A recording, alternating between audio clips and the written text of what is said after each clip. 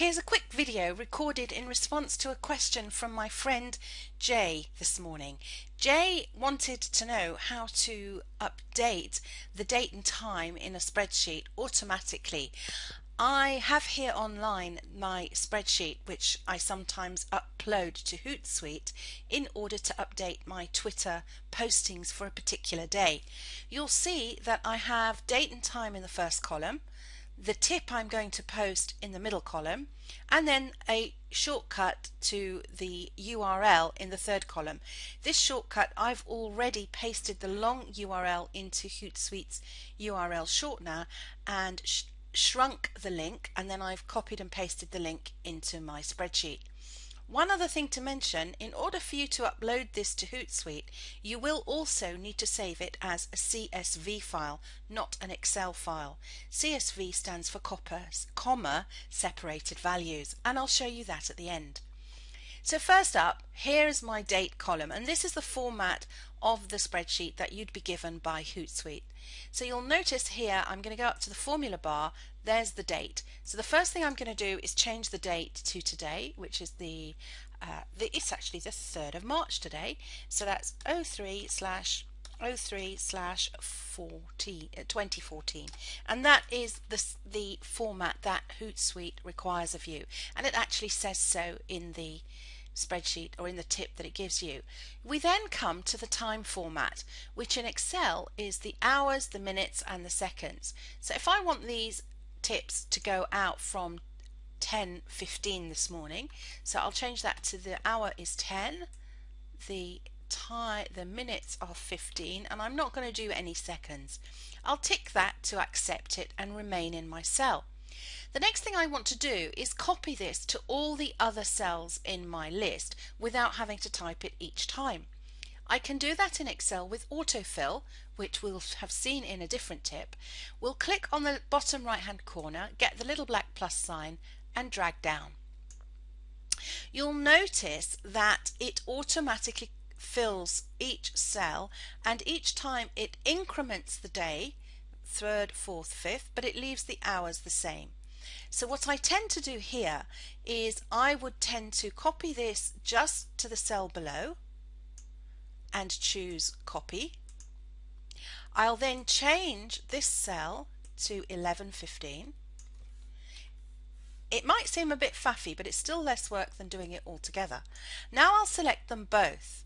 I can now drag down, and you'll see that they are all on the 3rd of March, and just the hour is incrementing.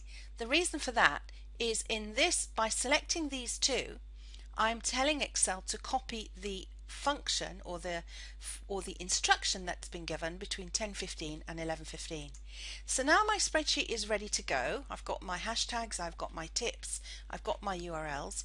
I'm going to go to File, Save As, put it in the folder where I want it to go. I'm going to pop it in my Hootsuite folder, and I am going to call it Windows 8 Keyboard Shortcuts, and I'm going to call it March 3rd.